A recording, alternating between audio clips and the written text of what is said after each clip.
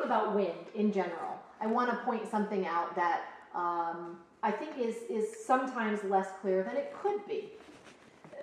The Tai Chi map I said earlier is such an amazing example of everything that we should do. That's the whole point of Chinese medicine, and the whole point why our studies should begin with the I Ching is that we understand that there's this idea of yin and yang and the permutations of yin within yang and yang within yin, et cetera, et cetera.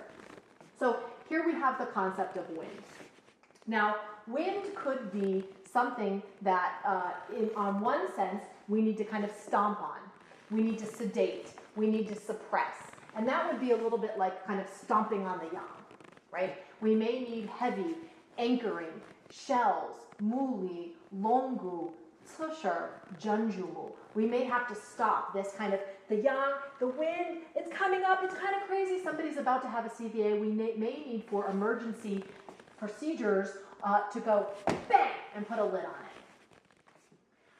it. If everything is excess, maybe putting a lid on it may help and may cure it. But often that's not a long-term sustainable thing. We may also need to fill up the yin. Wind could happen because the yin portion is not enough. So the blood vessels, we tend to say that if there's not enough blood, then the wind can be in the blood vessels. We can end up with wind from lack of blood or lack of yin. So our other strategy is we may need to fill up yin, add. So whereas the kind of suppressive model would be to anchor the yang, to heavy weight down the yang, the supportive model would be to fill in this. Because what happens is, let's pretend that our yin is not full.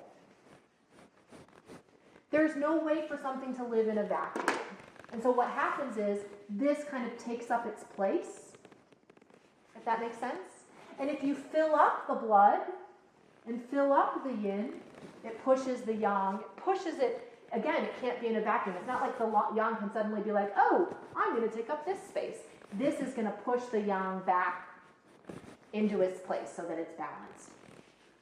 The third thing is if this is the person, and then we have a yang force from the outside. Remember that wind is yang.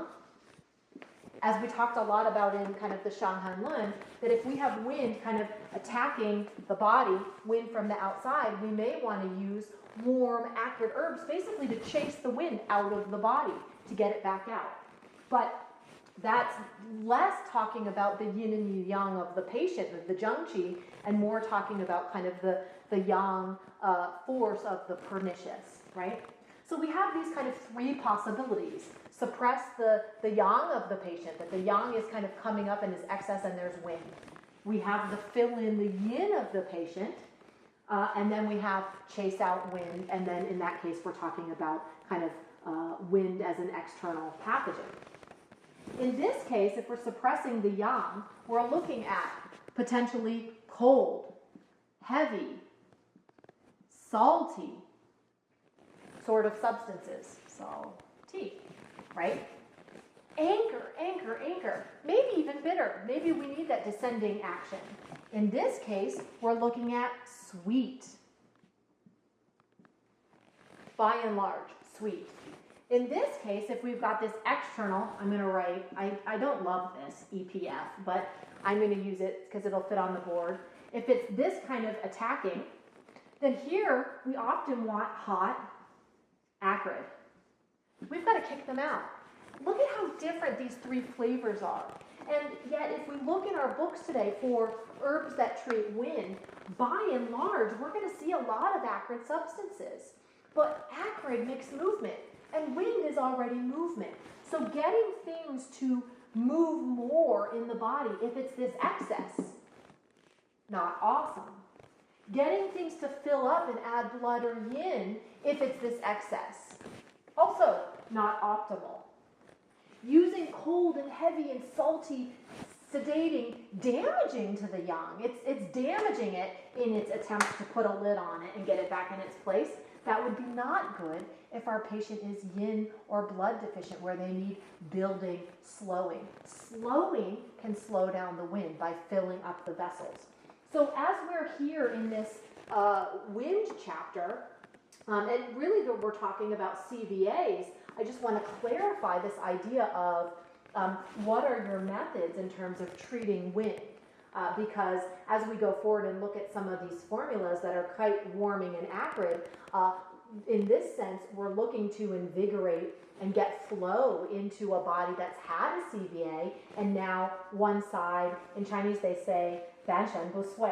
It's just, this is like that. Of course we want to flow in here. Of course we may want unblocking herbs. Of course we may want the warming of alcohol to get things in there.